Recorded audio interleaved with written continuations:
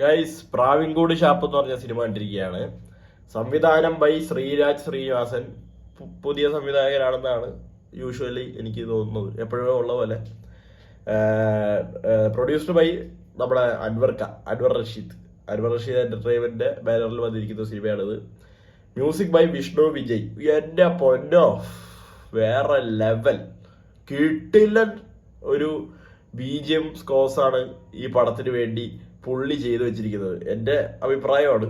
എനിക്ക് ഭയങ്കര അടിപൊളിയായിട്ട് തോന്നി. ആ ഒരു സൗണ്ട് ആയാലും ആ ഒരു ഓരോ സീൻസിനൊക്കെ ആപ്റ്റായിട്ട് വേണ്ട സാധനങ്ങൾ വേണ്ട ഇടത്ത് വേണ്ടതുപോലെ വേണ്ട രീതിയിൽ നമുക്ക് വേണമെങ്കിൽ പറയാം. കിട്ടിലനായിട്ട് പുള്ളി പണി വെച്ചിട്ടുണ്ട്. പിന്നെ സിനിമാറ്റോഗ്രാഫി ബൈ ഷൈജു ഖാലിദ്. എന്റെ അണ്ണാ, നിങ്ങളുണ്ടല്ലേ കണ്ടു കഴിഞ്ഞാൽ എനിക്കൊന്ന് തൊഴണം നിങ്ങളെ. എന്തോരം കിടില പടങ്ങൾ ചെയ്തിട്ടുണ്ട് മച്ചൻ. ഇതും ഒരു വേറെ ലെവൽ. സിനിമാറ്റോഗ്രാഫി വൈസ് നോക്കുകയാണെങ്കിൽ സിനിമാറ്റോഗ്രാഫിയും ഇതിന്റെ കളർ ഗ്രേഡിങ് എഡിറ്റിങ്ങും പറയണം. അത് ഞാൻ വരാം. ഇതിന്റെ ഓരോ കളേഴ്സും കാര്യം എന്ന് വെച്ചാൽ രാത്രി കാണിക്കുമ്പോഴത്തേക്കും അത്ര വൈബ്രന്റ് ആയിട്ടൊക്കെ ഇത്ര ഡൈസിന്റെ കാണിച്ച് കണ്ടിട്ടില്ല. ഡേ കാണിക്കുമ്പോഴാണെങ്കിലും സ്റ്റാൻഡേർഡ് ആയിട്ട് എല്ലാവരും ചെയ്യുന്ന പോലത്തെ ഒരു സംഭവം ചെയ്തിട്ടുണ്ട്. പിന്നീട് പറയാനാണെങ്കിൽ ഒരു സൗബിൻ പകരം അറിയോ, അത് ഞാൻ പറയത്തില്ല. ഒരു ഒരു മാജിക് ഒക്കെ കാണിക്കുന്ന ഒരു സൗബിൻ മജീഷ്യനാണ്. ട്രെയിലർ ഉള്ളവർക്ക് അറിയാം. ശരിയാ, സൗബിൻ മജീഷ്യനാണ്. അപ്പം പുള്ളിന്റെ മാജിക് ഒക്കെ കാണിക്കുന്ന കുറച്ച് സാധനങ്ങളൊക്കെ എടുത്തു വെച്ചിട്ടുണ്ട്.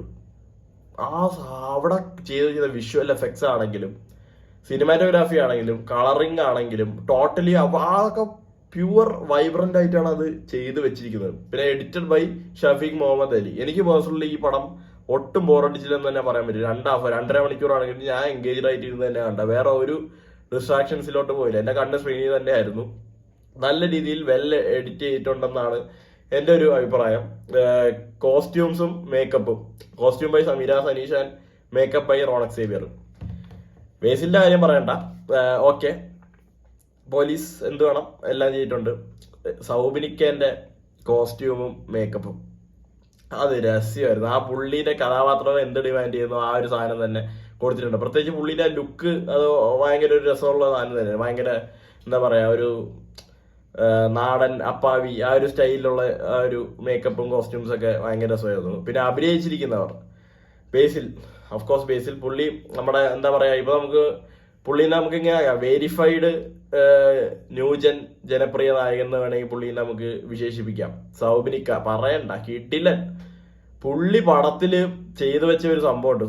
ഇത് കംപ്ലീറ്റ്ലി ബേസിലിന്റെ ഒരു ഔട്ട് ആൻഡ് ഔട്ട് എന്റർടൈനർ ആണ്. എന്നാൽ പോലും സൗബിന്റെ കുറെ കിടില സാധനമുണ്ട്. ചെമ്പൻ വിനോദ്, പുള്ളിയും കിടിലം. പിന്നെ കുറച്ച് മച്ചമാരുണ്ടോ, എനിക്ക് പേര് ചാന്ദിനി ശ്രീധരൻ.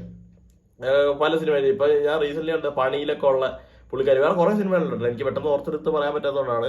പുള്ളിക്കാരിന്റെ അഭിനയം ഒരു രക്ഷ ഉണ്ടായില്ല.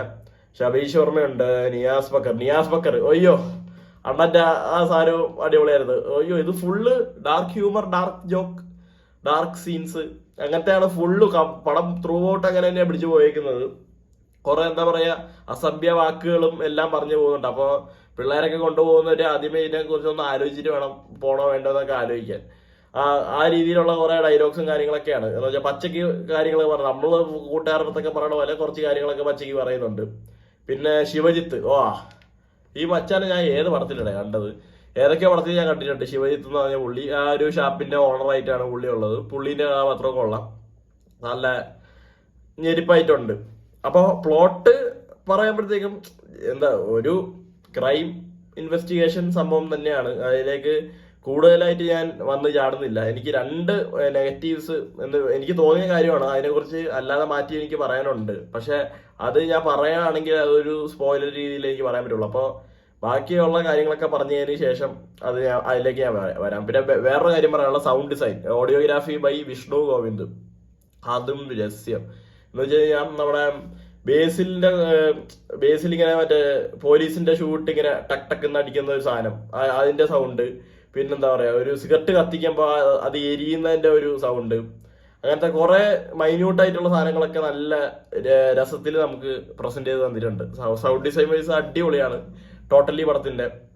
പിന്നെ ഫൈറ്റ് സീക്വൻസ് ആണെങ്കിലും ഈ ശിവജിത്ത് എന്ന് പറഞ്ഞ മച്ചാന്റെ ഒരു ഒറ്റ ഷോട്ട് ഫൈറ്റ് ഉണ്ട്, പുള്ളി ചെയ്തതും പുള്ളീനെ ആ ഒരു ആക്ഷൻ കൊറിയോഗ്രാഫി ചെയ്ത മച്ചന്മാരാണെങ്കിലും ടോട്ടലി ആ ഒരു സീൻ അത് ഒറ്റ ഷോട്ടാണെന്നാണ് എനിക്ക് തോന്നുന്നത്. കണ്ടിട്ട് എനിക്ക് അങ്ങനെയാണ് പേഴ്സണലി തോന്നിയത്. ടോട്ടലി നോക്കുമ്പോൾ ആ ഒരു ഫൈറ്റും ഒരു കിടിലന്റെ ഒരു സാധനമായിരുന്നു. പിന്നെ ഷാപ്പിന്റെ അകത്തുള്ള ഒരു ഫൈറ്റ് ഉണ്ട്, അതൊക്കെ പ്യുവർ കോമഡിയാണ്, പ്യുവർ ഡാർക്ക് ജോക്കാണ്. മാഷിനെ തല്ലുക, മാഷ് കൊച്ചിനെ തല്ലുക, അങ്ങനത്തെ കുറെ പ്രശ്നങ്ങളൊക്കെ ഉണ്ട്. ഒരു എനിക്ക് ടോട്ടലി പറയുമ്പോൾ ഈ പടം ഒരു ഫൺ പാക്കേജ് ആണ്. ടോട്ടലി ഒരു ഫൺ പാക്കേജ് എന്റർടൈനർ ആയിട്ടാണ് എനിക്കും എൻ്റെ കൂട്ടുകാർക്കും പേഴ്സണലി തോന്നിയത്. പിന്നെ ചിലവർക്കൊക്കെ സെക്കൻഡ് ഹാഫ് ചിലപ്പോൾ ഒന്ന്, കാരണം ഫസ്റ്റ് ഹാഫ് അത്ര ബേസിൽ പോയിട്ട് സെക്കൻഡ് ഹാഫ് ഒന്ന് ഡൗൺ ആയ പോലെയൊക്കെ കുറെ പേർക്ക് തോന്നിയേക്കാം. പക്ഷെ എനിക്ക് പേഴ്സണലി അങ്ങനെ തോന്നിയില്ല. എനിക്ക് ടോട്ടലി ഒരു റബ്ബർ ബാൻഡ് വലിയൊന്നും തോന്നിയില്ല. ഞാൻ ഭയങ്കര എൻഗേജ്ഡ് ആയിട്ട് തന്നെയാണ് കണ്ടത്. പിന്നെ എന്താ പറയാ, കഥേന്റെ ഒഴുക്കും കാര്യങ്ങളൊക്കെ ശരിക്കും ഫീൽ ചെയ്തിട്ടുണ്ട്. ഈ പടം നമുക്ക് എന്താ ഒരു നോൺ ലീനിയർ നറേറ്റർ എന്ന് നമുക്ക് വേണമെങ്കിൽ പറയാം. അത് തന്നെയാണ്. എന്താ വെച്ചാൽ പാസ്റ്റ് കാണിച്ച് പ്രസന്റ് കാണിച്ച് കുറെ ഉള്ളിലുള്ള കാര്യങ്ങൾ കാണിച്ച് അല്ലാതെ കാണിച്ച് പലവരുടെയും പെർസ്പെക്റ്റീവ്സ് കാണിച്ച് അങ്ങനെ പോയിരിക്കുന്ന ഒരു സാധനം സംഭവം കൊള്ളാം. എനിക്ക് പൈസ വസൂലായിട്ടാണ് എനിക്ക് തോന്നിയത്. ഞാൻ മുടക്കിയ 250 രൂപ കാശിന് എന്തുകൊണ്ടും എനിക്ക് പടം ലാഭമായിട്ട് തന്നെ തോന്നി. പിന്നെ ബേസിലിന്റെ കുറച്ച് സാധനങ്ങളൊക്കെ ഉണ്ട്. എന്ന് വെച്ച് കഴിഞ്ഞാൽ ബേസിലിന്റെ ഇൻട്രോ നല്ലതായിരുന്നു. ഒരു BGM-ഉം പുള്ളി വരെ കണ്ണടയും വെച്ച്, കണ്ണട ഉണ്ടെന്നോ ഒരു മീശയൊക്കെ ഇങ്ങനെ വെച്ചിട്ട് ഇങ്ങനെ നടന്നു പറഞ്ഞ ഒരു സാധനമൊക്കെ ഉണ്ട്, രഹസ്യം. അപ്പോൾ അതാണ് പ്രാവിൻകുടി ഷാപ്പ് എന്ന് പറഞ്ഞ സിനിമ എനിക്ക് കണ്ടിട്ട് തോന്നിയത്. ടോട്ടലി ടെക്നിക്കലി ബ്രില്യൻ്റ് ആയിട്ടുള്ള ഒരു സിനിമ. കഥാപരമായിട്ടാണെങ്കിലും ഒരു യൂഷ്വൽ ടെംപ്ലേറ്റ് ഒരു സംഭവം തന്നെയാണ് റിവെഞ്ചിന്റെ മോട്ടീവും കാര്യങ്ങളൊക്കെ. ബട്ട് അത് എന്റർടൈനിങ് ആയിട്ട് തന്നെ കാണിച്ചിട്ടുണ്ടെന്നാണ് എൻ്റെ ഒരു വ്യക്തിപരമായ അഭിപ്രായം. ഇനി അങ്ങോട്ട് എനിക്ക് 2 നെഗറ്റീവ് പറയാനുള്ള ഒരു സ്പോയിലറിലേക്ക് ലീഡ് ചെയ്യുന്ന സംഭവങ്ങളാണ്. അപ്പോൾ അത് പരമാവധി പടം കാണാത്ത ആരും കാണാതിരിക്കാൻ നോക്കുക. ഇവിടെ വെച്ച് നിങ്ങൾ വീഡിയോ എൻഡ് ചെയ്യുക. Spoiler talk. അപ്പോൾ എനിക്ക് 2 ഒരു നെഗറ്റീവ്സ് തോന്നിയത് എന്താണെന്ന് വെച്ച് കഴിഞ്ഞാൽ, തുടക്കത്തിൽ ഈ ബേസിലിന് ഈ കേസ് അസൈൻ ചെയ്യുന്നുണ്ട്.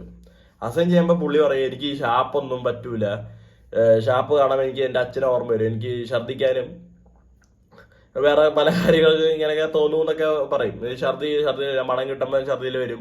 അപ്പൊ പുള്ളിനൊക്കെ ഇവിടെ കേസ് അസൈൻ ചെയ്യുന്നതെന്ന് വെച്ചാൽ പുള്ളി സയന്റിഫിക് ആയിട്ട് സ്ഥിരം പോലീസ് പല്ലവി എന്ന് വെച്ചാൽ തല്ലി കേസ് നേരെയാക്കുന്നത് വിട്ടിട്ട് സയന്റിഫിക് ആയിട്ട്, ടോട്ടലി സയന്റിഫിക് ആയിട്ട് 10 മിനിറ്റ് ടൈമറൊക്കെ വെച്ച് കേസ് തെളിയിച്ചിട്ടുണ്ട്.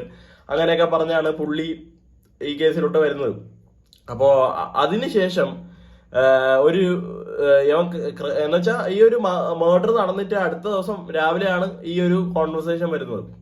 ഒരു ACPന്റെ ക്യാരക്ടർ അടിപൊളിയായിരുന്നു, പറയാതിരിക്കാൻ വയ്യ. ACPയും പുള്ളിയും കൂടി ഇങ്ങനെ സംസാരിക്കുന്ന സമയത്ത് പുള്ളി ഇങ്ങനെ പറയുന്ന ഈ കാര്യങ്ങളുണ്ട്.